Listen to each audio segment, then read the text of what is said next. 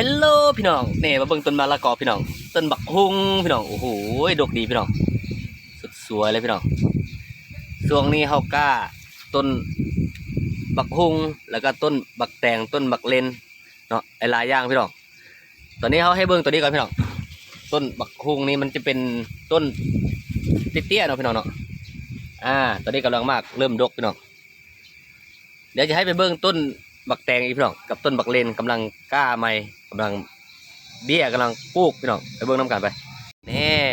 ต้นแตงพี่น้องแล้วก็ต้นมะเขือเทศแล้วต้นแตงตัวนี้พี่น้องกำลังเป็นดอกแล้วพี่น้องนี่ดอกกำลังสวยพี่น้องงามหลายพี่น้องรอท่ารุ่นพี่น้อง